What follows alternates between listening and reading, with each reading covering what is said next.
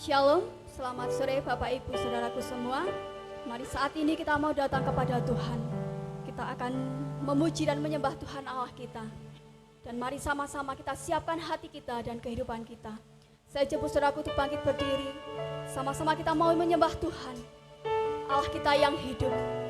Dia yang telah mengorbankan nyawanya dan darahnya tercurah bagi kita untuk menebus setiap dosa dan kesalahan kita.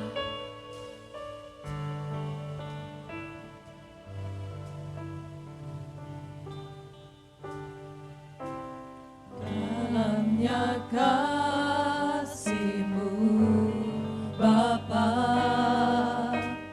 terlebih dari segalanya,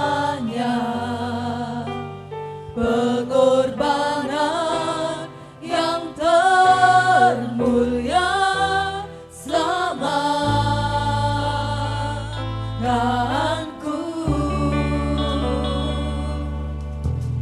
Dengan darah yang tercurah,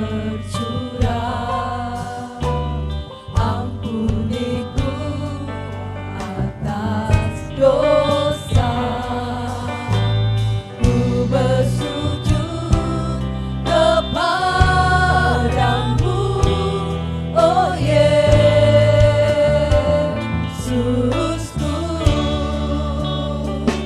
Engkau ku sembah, Kau yang terindah.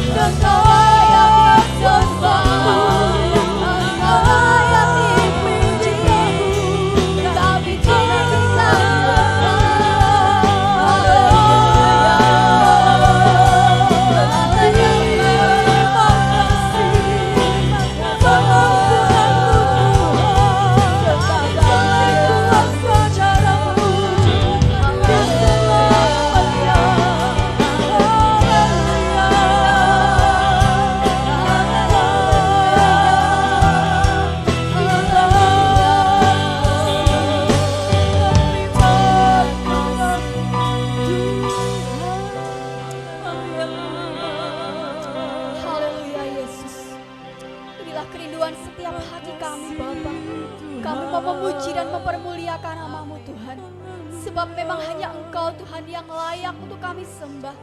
Karena memang hanya Engkau lah yang layak untuk kami puji Bapa. Dan saat ini kami datang kepadamu Tuhan. Kami mempermuliakan namamu Tuhan. Kami mau meninggikan namamu Bapa. Oleh karena itu Tuhan, kami undang Roh Kudus-Mu hadir di tengah-tengah kami, memberkati ibadah kami Tuhan, sehingga ibadah kami menjadi suatu ibadah yang berkenan dan menyenangkan hati-Mu Bapa. Mari Bapa urapi kami satu persatu dan pimpin kami dari awal hingga sampai akhirnya nanti Tuhan. Kami siap memuliakan namamu Tuhan, dan kami mulai ibadah sore hari ini di dalam nama Tuhan Yesus Kristus. Haleluya, amin. Silakan duduk Bapak Ibu dan saudara semua. Ada sukacita hari ini? Amin. Haleluya, haleluya. Saat ini kita mau merayakan hari Pentakosta, hari pencurahan Roh Kudus dicurahkan bagi kita semua umatnya yang benar-benar merindukan pencurahan Roh Kudus dan yang benar-benar percaya kepadanya. Oleh karena itu, mari kita mau tinggikan Dia dan kita mau sembah Dia. Roh Kudus tercurah di tempat ini.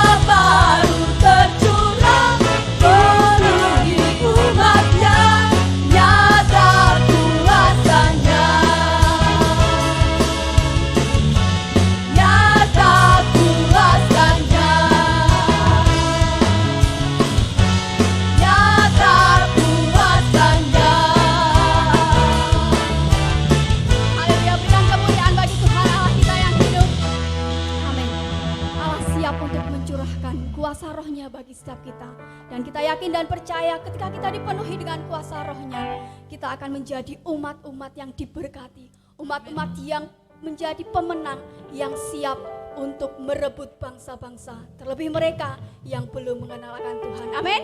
Amin. Siap berperang bagi Tuhan? Amin. Amin. Mari kita naikkan pujian ini, bangkit gereja Tuhan sekarang.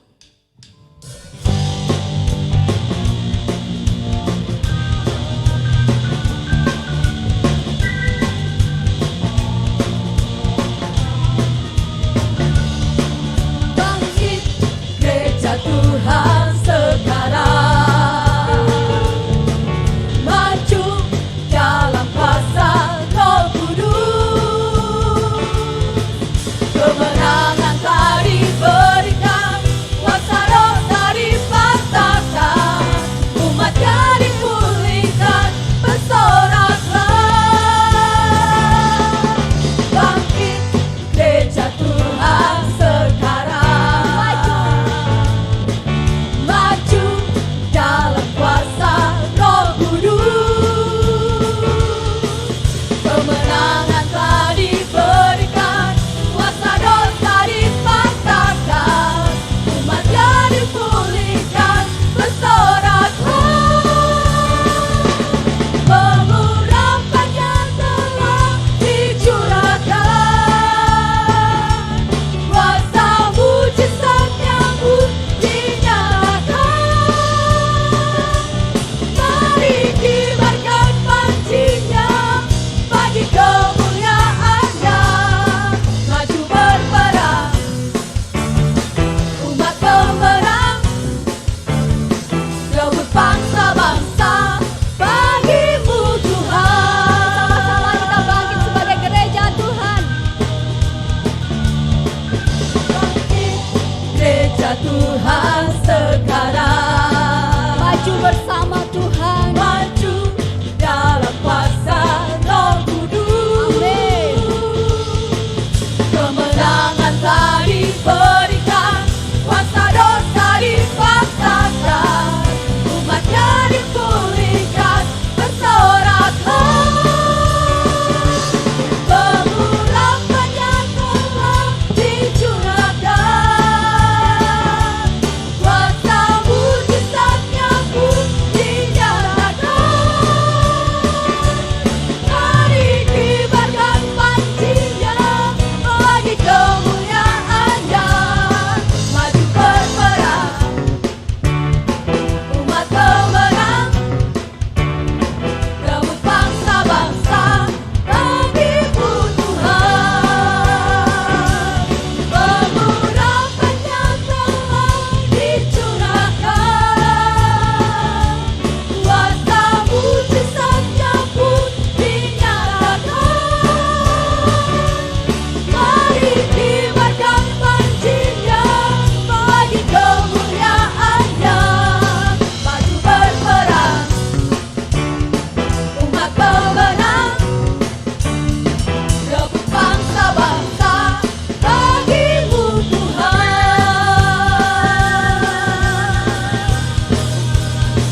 Haleluya. Mari kita mau siap untuk merebut bangsa-bangsa, orang-orang yang ada di sekitar kita, mereka yang belum kenal akan Tuhan. Namun kita perlu dipenuhi dengan kuasa Roh Kudus yang akan senantiasa menyertai setiap langkah kita. Mari kita minta Roh Kudus saat ini untuk mengurapi kita, untuk memenuhi setiap kehidupan kita. Kita siapkan hati kita dan kehidupan kita untuk dibekali dengan firman Allah.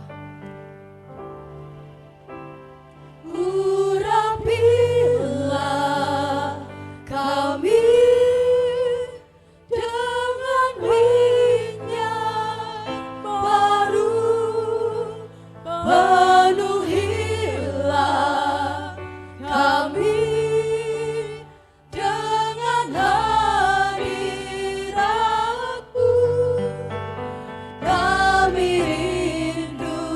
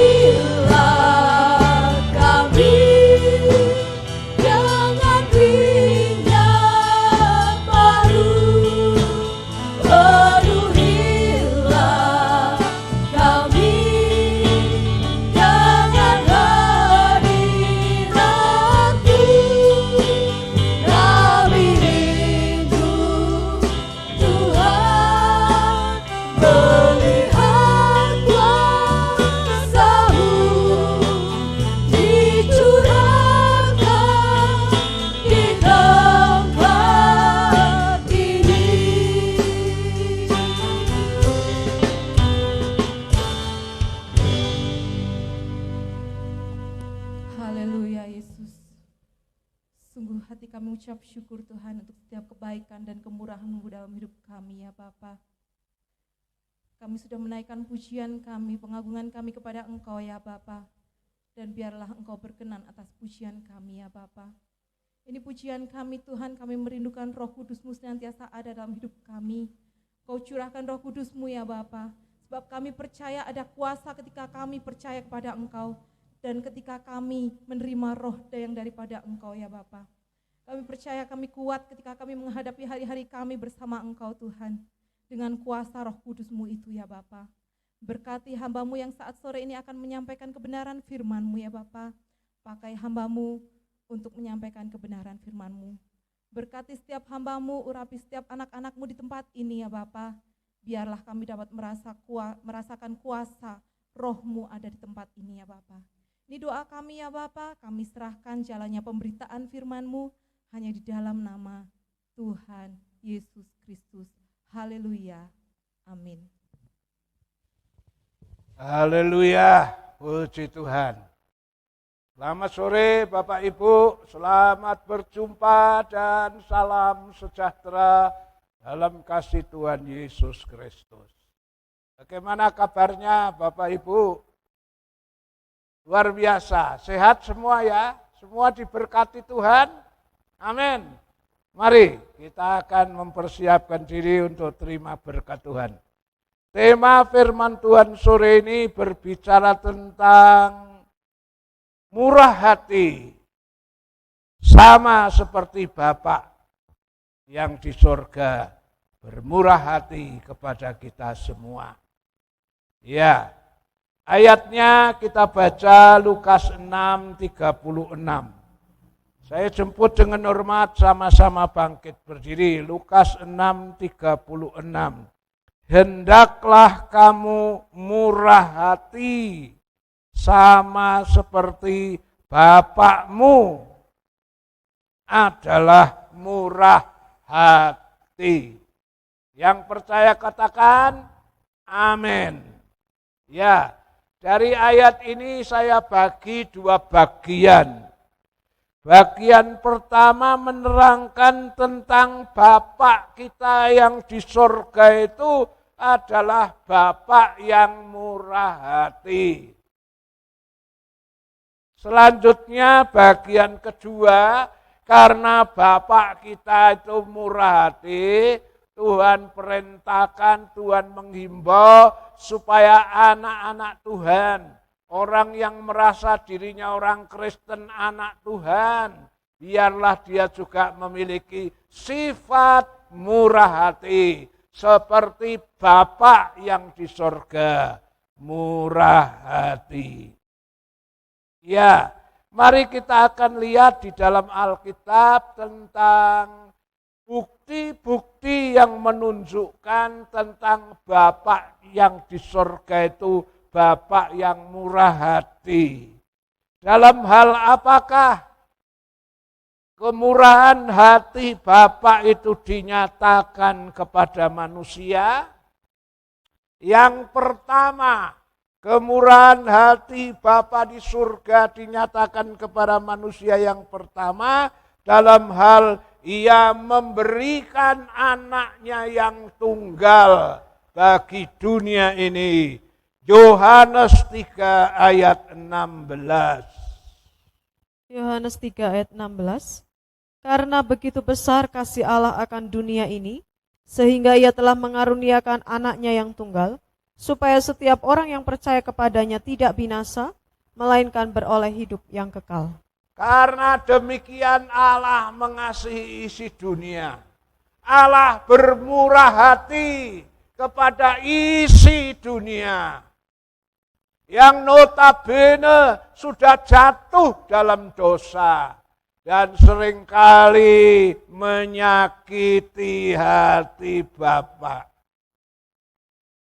Ya, kalau zaman perjanjian lama, saudara, zaman perjanjian lama, zaman Nabi Nuh, saudara lihat manusia yang menyakiti hati Allah, ya, melawan Allah, Allah itu gregetan, marah, lalu manusia zaman Nabi Nuh itu dibinasakan semua. Kecuali Nabi Nuh, seorang yang benar di hadapan Tuhan. Tapi kita melihat saudara, dalam perjanjian baru ini, Allah bermurah hati. Walaupun manusia notabene jatuh dalam dosa, sering menyakiti hati Allah. Tapi kenapa Allah memberikan anaknya yang tunggal? Supaya manusia yang sudah menyakiti hati Allah itu, apabila dia mau percaya, menerima Yesus sebagai juru selamat, tidak dibinasakan. Ini berarti kemurahan hati Bapa. Dibuktikan dalam hal dia menyelamatkan manusia. Coba mari kita lihat saudara. Ayat yang menerangkan manusia akhir zaman ini pun mirip sama dengan orang-orang zaman Nabi Nuh yang dibinasakan itu. Manusia modern sekarang ini juga banyak yang menyakiti hati Tuhan. Ya, coba kita baca itu, keadaan manusia akhir zaman itu. Malah keadaannya mungkin bisa lebih jahat daripada zaman Nabi Nuh.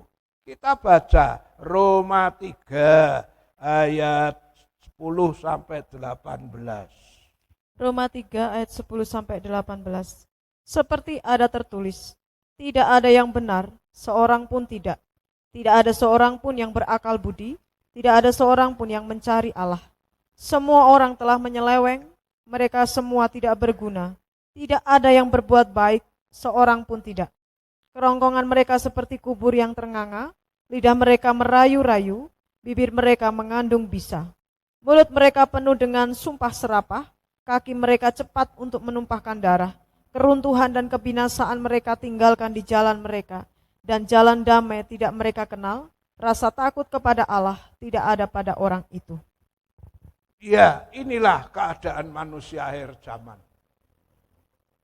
Saya kira keadaan manusia akhir zaman ini kemungkinan melebihi kejahatan manusia zaman Nabi Nuh. Tapi kalau dalam perjanjian lama, Allah melihat keadaan manusia gitu langsung gregetan, langsung dibinasakan. Tapi puji Tuhan, untuk dalam perjanjian baru ini, kita melihat kemurahan hati Allah. Allah bermurah hati, walaupun manusia itu sudah berbuat dosa, ya, tidak ada yang benar, seorang pun tidak ada yang berakal budi untuk mencari Allah, ya, semuanya nyeleweng, semuanya tidak berguna, ya. Manusia akhir zaman kerongkongan mereka seperti kubur ternganga, lidah mereka merayu-rayu, bibir mereka mengandung bisa. Ya, inilah keadaan manusia di akhir zaman. Tidak ada takut akan Allah.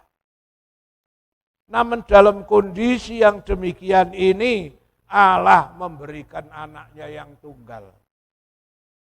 Supaya orang yang sudah berdosa itu, kalau dia mau percaya, dia bisa selamat. Kalau orang berbuat baik sama orang yang baik itu wajar, lumrah. Tapi kalau orang berbuat baik sama orang yang mendahati dia, itu berarti luar biasa. Itu berarti kemurahan hati dari Allah. Coba kita lihat Roma 5 ayat 8 sampai 10. Roma 5 ayat 8 sampai 10.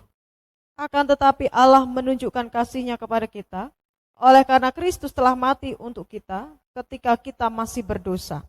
Lebih-lebih karena kita sekarang telah dibenarkan oleh darah-Nya, kita pasti akan diselamatkan dari murka Allah. Sebab jikalau kita ketika masih seteru diperdamaikan dengan Allah oleh kematian anaknya, lebih-lebih kita yang sekarang telah diperdamaikan pasti akan diselamatkan oleh hidupnya. Ya, Allah menunjukkan kasih-Nya kepada kita oleh karena Kristus telah mati untuk kita ketika kita masih berdosa. Ketika kita masih berdosa, kita jauh dari Allah. Allah mengasihi kita dan memberikan anaknya yang tunggal untuk mati di kayu salib. Ketika keadaan kita masih menjadi seteru Allah, orang yang jatuh dalam dosa itu posisinya bermusuhan dengan Allah. Dalam kondisi yang demikian Allah memberikan anaknya yang tunggal mati di kayu salib. Kalau seorang berbuat baik sama orang yang baik itu wajar, itu lumrah, itu biasa. Tetapi tidak demikian dengan Allah. Allah berbuat baik, Allah bermurah hati, memberikan anaknya yang tunggal mati di kayu salib. Justru saat kita jatuh dalam dosa. Inilah yang namanya luar biasa. Zaman Taurat itu tidak kenal ampun. Siapa yang berbuat dosa harus dihukum. Ya. Tapi kita lihat dalam perjanjian baru ini, kita melihat ya kemurahan hati Allah selalu dinyatakan melalui Yesus Kristus. Coba kita baca itu, Yohanes 8 ayat 10 sampai 11. Yohanes 8 ayat 10 sampai 11. Lalu Yesus bangkit berdiri dan berkata kepadanya, "Hai perempuan, di manakah mereka? Tidak adakah seorang yang menghukum engkau?" Jawabnya, "Tidak ada Tuhan." Lalu kata Yesus, "Aku pun tidak menghukum engkau. Pergilah dan jangan berbuat dosa lagi mulai dari sekarang." Ya, ada seorang perempuan ditangkap lagi berzina. Orang Farisi menghadapkan orang ini kepada Yesus. Dan orang Farisi mendesak mengatakan, menurut hukum Taurat, ini harus dirajam batu. Zaman Taurat, perjanjian lama tidak ada ampun. Yang berdosa demikian rajam batu. Tidak ada solusi pengampunan. Tapi di dalam Yesus Kristus, Allah bermurah hati. Yesus mengatakan, siapa yang merasa tidak punya dosa, saya persilakan ambil batu, rajam perempuan ini dengan batu. Ternyata tidak ada orang berani melempar batu, karena semua merasa sudah berdosa. Manusia itu kadang-kadang ibaratnya maling, teriak maling. Bahasa Jawanya orang ngilu gitoke, dirinya sendiri penuh dengan dosa, tapi menghakimi, menghukum orang lain.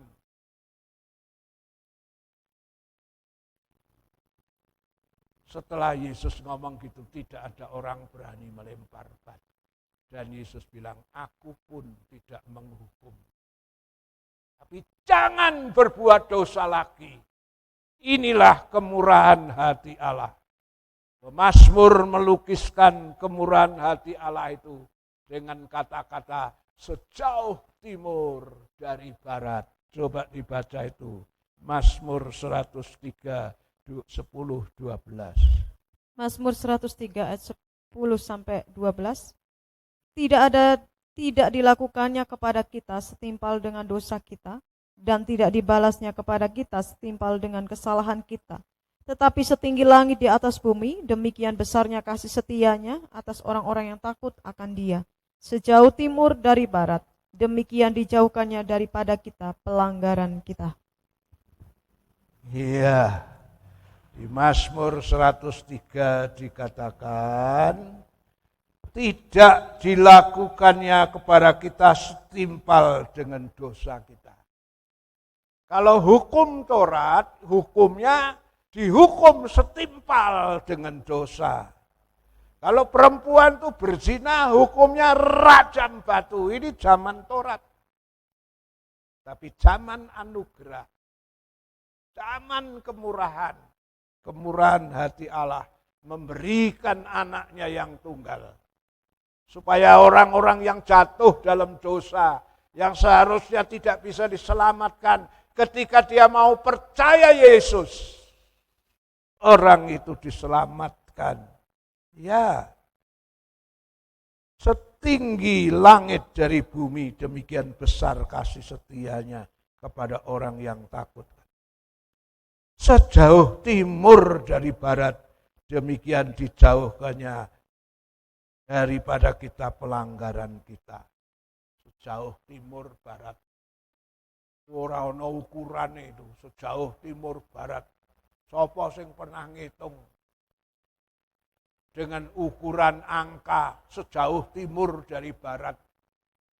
Tidak ada orang bisa ngitung. Begitulah Tuhan membuang segala dosa pelanggaran kita. Ini membuktikan kemurahan hati dari Allah. Dibuktikan dalam hal dia mengampuni dosa. Menyelamatkan kita melalui pengorbanan anaknya yang tunggal.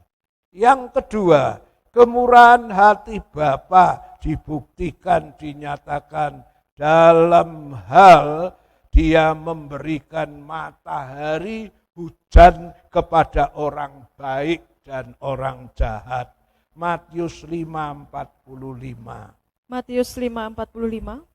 Karena dengan demikian kamu menjadi anak-anak Bapamu yang di surga, yang menerbitkan matahari bagi orang yang jahat dan orang yang baik, dan menurunkan hujan bagi orang yang benar dan orang yang tidak benar.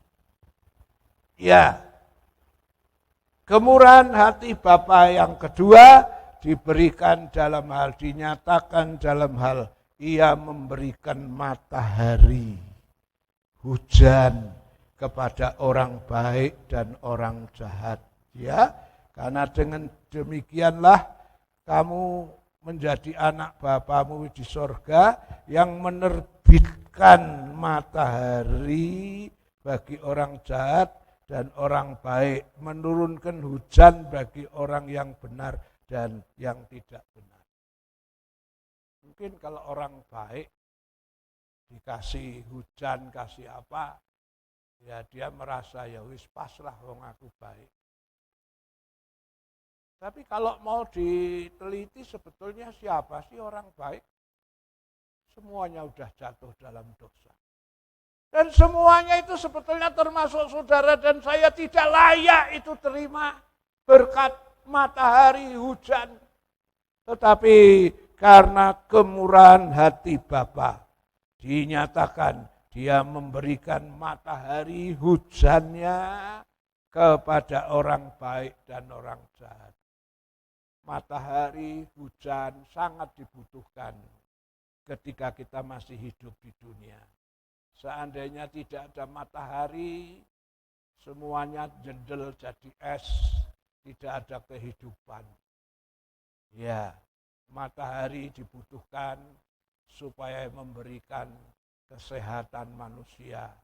Tumbuh-tumbuhan pun kalau nggak ada matahari juga nggak bisa tumbuh. Kalau toh tumbuh sulit berbuah karena buah itu dikerjakan dapurnya dari pohon itu daun. Dengan pertolongan sinar matahari memasak untuk adanya buah. Jadi matahari itu dibutuhkan. Hujan juga dibutuhkan. Iya. Dan itu Allah beri dengan cuma-cuma. Coba itu ketika tidak ada hujan, orang mengadakan hujan buatan dengan alat-alat apa itu? Macam-macam bahan kimia yang dilontarkan dari pesawat terbang, habis berapa ratus juta aja. Kalau seandainya tiap hari kita harus begitu, duit berapa? Allah beri secara gratis. Iya. Untuk semua orang. Iya. Ini membuktikan kemurahan hati dari Bapa. Yang ketiga, kemurahan hati Bapa dibuktikan dalam hal ia memberikan rezekinya kepada semua makhluk di dunia ini. Mazmur 145 ayat 15 dan 16. Mazmur 145 ayat 15 sampai 16. Mata sekalian orang menantikan Engkau, dan Engkau pun memberi mereka makanan pada waktunya. Engkau yang membuka tanganmu dan yang berkenan mengenyangkan segala yang hidup. Ya, mata sekalian orang menantikan Engkau. Semua orang menanti kemurahan, kepiuran rezeki. Dan Engkau pun memberi mereka makan pada waktunya. Ya, Engkau membuka tanganmu dan yang berkenan mengenyangkan segala yang hidup. Semua makhluk. Ya. Mulai dari makhluk yang paling kecil sampai yang terbesar, binatang yang kecil sampai yang besar, sampai manusia, semua diberi rezeki pada waktunya oleh Tuhan. Ini mempertandakan kemurahan hati dari Bapa. Jadi kita sudah melihat kemurahan hati Bapa dibuktikan dalam hal, ya, secara global hal-hal yang besar saja. Pertama, memberikan keselamatan, pengampunan untuk orang yang sudah jatuh. Itu kemurahan hati. Itu kedua, kemurahan hati Bapa dinyatakan memberikan matahari, hujan kepada semua makhluk. Ini kemurahan hati. Dan ketiga, kemurahan hati Bapa dinyatakan dalam hal Dia memberi rezeki kebutuhan. Karena itu Alkitab mengatakan jangan kamu takut, jangan kamu khawatir. Ada toh nyanyiannya? Jangan kamu khawatir, burung di udara Dia pelihara. Jangan kamu khawatir, bunga di padang Dia hiasi. Jangan kamu khawatir, apa yang kau makan, minum, pakai. Jangan kamu khawatir, Bapa di sorga memelihara. Ini kebaikan Tuhan. Ya, luar biasa. Kebaikan, kemurahan hati Bapa sudah dinyatakan sedemikian rupa. Kadang-kadang kita lupa loh perkara-perkara yang sederhana, kecil, sepele, tapi sangat dibutuhkan. Kita enggak sadar ya, misalnya nafas. Saudara bisa nafas itu kemurahan Tuhan. Coba nafas itu harus beli. Saya sering mengatakan rumahmu, sawahmu, ladangmu, mobilmu, kekayaanmu dijual untuk memberi oksigen, tidak cukup. Tapi Allah berikan gratis. Itu satu bukti kebaikan, kemurahan hati Bapa. Bagian kedua sekarang. Kalau Allah sudah sedemikian rupa, berbuat baik, bermurah hati terhadap saudara dan saya, maka perintah Tuhan dalam Lukas 6:36 tadi mengatakan, kita ulangi coba itu ya, Lukas 6 ayat 36. Ya, hendaklah kamu murah hati sama seperti Bapakmu adalah murah hati. Nah, kalau Bapakmu itu sudah murah hati, Tuhan memerintahkan saudara dan saya sebagai orang yang mengaku anak dari Bapa yang di sorga. Itu orang Kristen. Hendaklah kamu murah hati, ya. Jadi kalau bapakmu itu murah hati, anaknya juga harus punya gen dari Allah. Sifat murah hati itu, ya. Kita harus punya itu sifat kemurahan itu. Kekristenan tidak ditunjukkan dari surat baptisan, KTP Kristen. Kristen yang betul-betul anak dari Bapa di surga itu buktinya adalah kalau dia memiliki sifat murah hati tadi. Ya. Dan menurut khotbah Tuhan di atas bukit, semakin saudara memiliki kemurahan hati, berbuat baik, bermurah hati terhadap orang banyak, semakin juga saudara akan mendapat kemurahan hati dari Bapa. Coba itu Matius 5 ayat 7. Matius 5 ayat 7. Berbahagialah orang yang murah hatinya, karena mereka akan beroleh kemurahan. Ya, semakin Anda bermurah hati kepada orang, semakin pula saudara mendapat kemurahan hati dari Bapa. Sekarang kita masuk kepada apa sih artinya murah hati. Murah hati itu artinya apa? Apa hatimu kok jubuk, kok dol, murah-murahan? Ya tentunya bukan pengertian hurufiah demikian ya. Murah hati itu bahasa kiasan. Apa sih artinya murah hati? Murah hati itu artinya yang pertama adalah jadi orang Kristen yang suka tertolong pada orang yang susah, pada orang yang membutuhkan. Contohnya Lukas 10, 30 sampai 37. Itu temanya orang Samaria yang murah hatinya. Orang Samaria yang murah hatinya itu dibuktikan suka tertolong sama orang yang membutuhkan. Ayat 30 sampai 37. Ayat 30 sampai 37. Jawab Yesus, adalah seorang yang turun dari Yerusalem ke Yeriko. Ia jatuh ke tangan penyamun-penyamun yang bukan saja merampoknya habis-habisan, tetapi yang juga memukulnya dan yang sesudah itu pergi meninggalkannya setengah mati. Kebetulan ada seorang imam turun melalui jalan itu.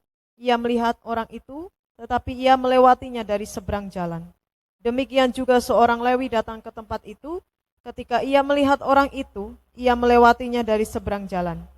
Lalu datang seorang Samaria yang sedang dalam perjalanan ke tempat itu, dan ketika ia melihat orang itu, tergeraklah hatinya oleh belas kasihan. Ia pergi kepadanya, lalu membalut luka-lukanya, sesudah ia menyiraminya dengan minyak dan anggur. Kemudian ia menaikkan orang itu ke atas keledai, tunggangannya sendiri, lalu membawanya ke tempat penginapan dan merawatnya.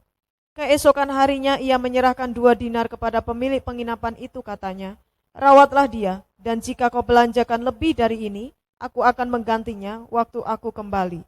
Siapakah di antara ketiga orang ini, menurut pendapatmu, adalah sesama manusia dari orang yang jatuh ke tangan penyamun itu? Jawab orang itu, orang yang telah menunjukkan belas kasihan kepadanya. Kata Yesus kepadanya, pergilah dan perbuatlah demikian. Kata Yesus kepadanya, pergilah dan perbuatlah demikian. Ya, contoh perbuatan murah hati ini. Ya, yang dibuktikan dalam hal suka tertolong kepada orang yang membutuhkan. Di Lukas 10 tadi, kalau mulai ayat 25, itu temanya adalah orang Samaria yang murah hati. Ya, digambarkan di sini ada seorang turun dari Yerusalem. Turun dari Yerusalem itu menunjukkan identitas dia adalah seorang Yahudi. Ya, lalu dia turun ke Yeriko. Tapi di tengah jalan jatuh ke tangan penyamun. Dipukul hampir setengah mati, barangnya dirampas. Kebetulan lewat imam. Imam tidak menolong, Lewi juga tidak menolong. Ya, dengan berbagai argumentasi alasan yang mungkin cukup dibuat-buat. yang tidak ada waktu, kayak yang mungkin wah jangan-jangan kalau aku nolong nanti ada rampok lain di belakangnya saya dipukul. Ya macam-macam alasan. Imam Lewi tidak menolong. Terakhir lewatlah seorang Samaria. Yang jatuh ke tangan penyamun itu Yahudi. Yang lewat terakhir itu Samaria. Samaria dan Yahudi itu bermusuhan, musuh bebuyutan. Tapi Samaria yang satu ini adalah Samaria yang memiliki kemurahan hati. Memiliki sifat dari Allah Bapa yang di sorga. Samaria yang murah hati ini turun dari keledainya dan menolong orang yang jatuh ke tangan penyamun. Samaria yang murah hati itulah gambaran dari Tuhan Yesus. Yesus pelopor, sponsor dari murah hati itu Yesus, ya. Ketika kita lagi jatuh dalam dosa, posisi kita seteru musuh Allah, Yesus datang memperdamaikan melalui pengorbanan dirinya. Jadi arti murah hati pertama, suka tertolong kepada orang yang membutuhkan. Tuhan bilang, pergilah dan lakukan semua ini. Membuktikan engkau adalah anak Bapakmu yang di surga. Yang kedua, murah hati itu juga dibuktikan di dalam hal selain memberi, menolong orang yang membutuhkan. Yang kedua, suka memberi lebih. Suka memberi lebih dari seharusnya. Mari kita baca itu. Matius 5 ayat 40. Matius 5 ayat 40. Dan kepada orang yang Matius 5 ayat 40. Dan kepada orang yang hendak mengadukan engkau karena mengingini bajumu, serahkanlah juga jubahmu. Iya. Ini ukuran memberi lebih dari seharusnya. Ya, tentunya tidak diartikan secara hurufiah ya. Ini mengandung arti perumpamaan. Ya, orang yang minta baju, berikan jubahmu. Ini kan ukuran lebih, ya, bukan pengertian hurufiah, ukuran lebih. Ya, semua ya ayat 41 itu juga menunjukkan ukuran lebih. Siapa yang memaksa engkau berjalan 1 mil, berjalanlah bersama dia sejauh 2 mil. Memberi lebih dari seharusnya. Ini sifat murah hati. Ya, ada banyak orang Kristen tapi belum memiliki sifat murah hati. Misalnya mau naik becak aja nyang-nyangan sampai 5 tukang becak, ya kacek uang 1.000 aja enggak jadi. Pindah terus. Sampai mungkin dititeni sama tukang becak. Kalau orang ini turun dari bis, butuh becak, ada tukang becaknya melegos semua. Karena apa? Ini terkenal sekali ya pelit. Ya orang murah hati itu misalnya ukurannya itu bayar 5.000, kalau perlu dikasih 6.000. Ya. Ada banyak ibu-ibu juga ketika di pasar dia terlalu skaker pelit ya. Tawar menawar terpaut 500 rupiah saja enggak jadi. Ya. Tuhan mengajar kita murah hati itu artinya memberi lebih dari ukuran. Ini arti murah hati. Ya. Dengan demikian ya orang akan niteni saudara itu orang murah hati. Itu saudara datang akan dilayani dengan baik. Karena orang ini murah hati, suka memberi lebih dari ukuran. Ya, dengan demikian hidup kita bisa menjadi berkat. Ya. Berikutnya lagi, murah hati itu artinya adalah suka memberi maaf atau mengampuni kesalahan orang. Ya, suka memberi maaf, mengampuni kesalahan orang, itulah sifat murah hati. Saya bacakan di Efesus pasal 4 ayat 32, terjemahan lama. Kalau terjemahan baru enggak ada istilah murah hati. Tapi terjemahan lama itu ada kata murah hati. Efesus 4:32 terjemahan lama. Hendaklah kamu murah hati. Kalau terjemahan baru itu ramah ya. Terjemahan lama, hendaklah kamu murah hati di antara sama sendiri dan lembut hati sambil bermaaf-maafan. Orang yang murah hati itu suka memberi maaf, bermaaf-maafan sama sendiri. Seperti Allah juga dalam Kristus sudah mengampuni kamu. Allah dalam Kristus itu sudah mengampuni kamu. Murah hati yang ketiga artinya suka memaafkan, suka mengampuni. Ya. Petrus pernah tanya sama Tuhan, berapa kalikah aku bermurah hati? Berapa kalikah aku harus mengampuni kesalahan orang yang bersalah kepadaku? Apakah 7 kali? Menurut Petrus, 7 kali itu sudah ukuran sempurna. Wis akeh itu.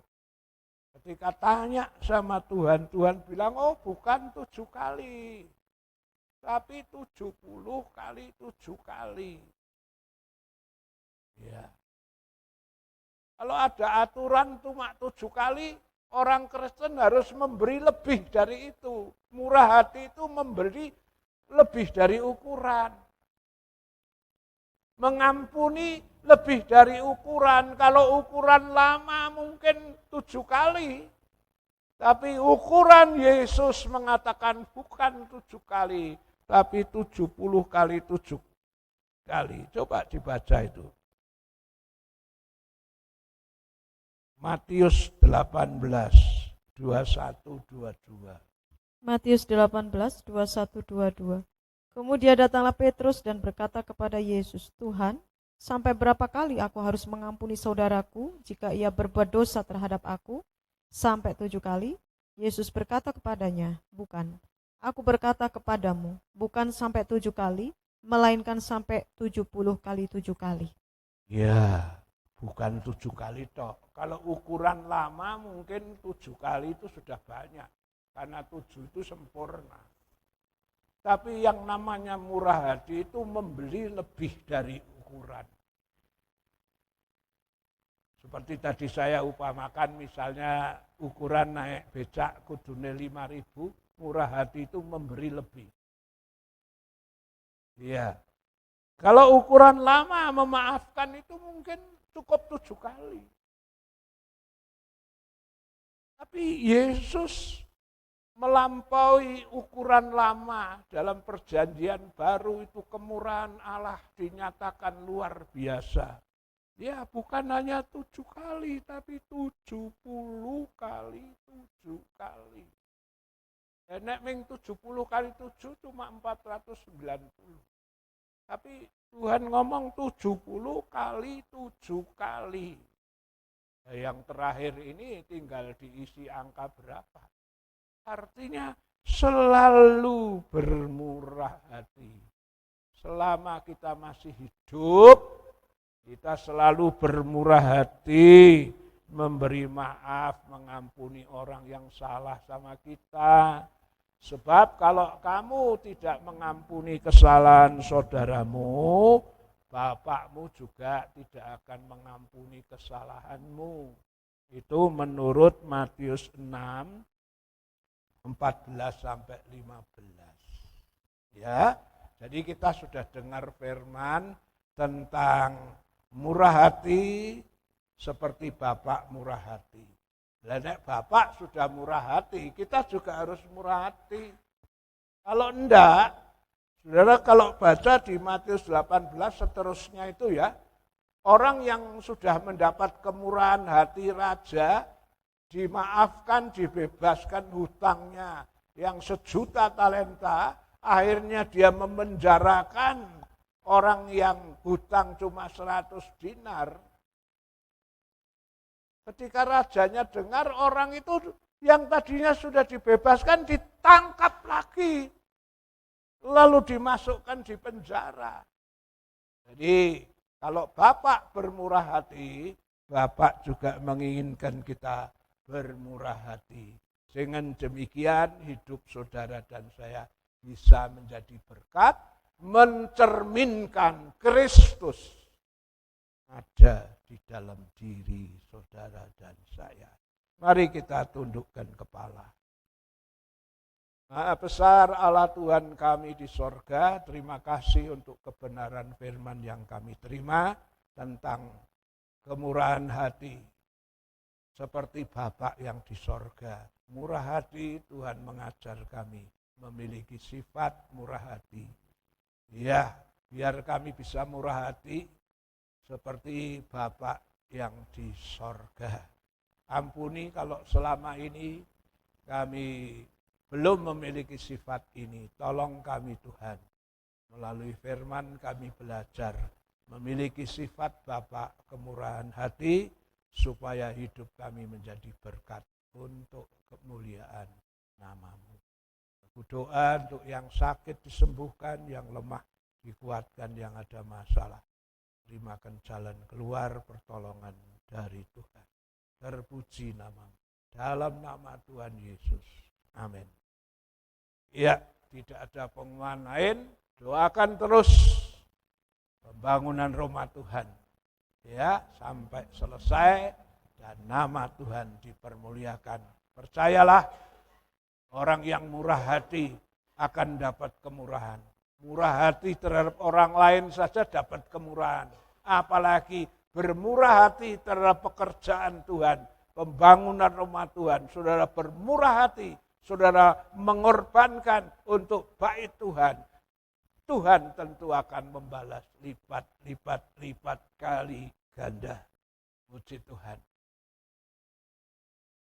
Tidak ada pengumuman lain. Kita sama-sama bangkit berdiri. Shalom, shalom, damai Allah turun ke atasmu sekarang. Shalom, shalom, damai Allah sekarang dan selamanya. Seperti sungai mengalir, lembut gemercik, seperti burung merpati, damai surgawi. Shalom, shalom. Diberkatilah kau selalu, berkat atas nama Bapa, Anak, Roh Kudus. Saudara yang dikasihi Tuhan, kita akan kembali dengan bawa berkat Tuhan. Sakit disembuhkan, lemah dikuatkan, susah dihiburkan, punya masalah, Tuhan akan menolong. Segala usaha anak-anakmu, tani, ternak, dagang, wira swasta, kerja apa saja yang halal diberkati, anak sekolah, kuliah, kasih kepintaran, kepandaian, Tuhan membuatnya menjadi berhasil. Setiap pengorbanan anak-anakmu, tatangan, sukarela, perpuluhan, nazar, buah sulung, berkat untuk pembangunan rumah Tuhan akan membalas lipat ganda sesuai janji firman-Mu. Marilah kita pulang dan terimalah berkat dari Allah Bapa, kasih sayang dari Tuhan Yesus dan persekutuan Allah Roh Kudus menyertai saudara dan saya saat ini sampai Maranatha. Tuhan Yesus datang kembali. Haleluya. Amin. Tuhan memberkati.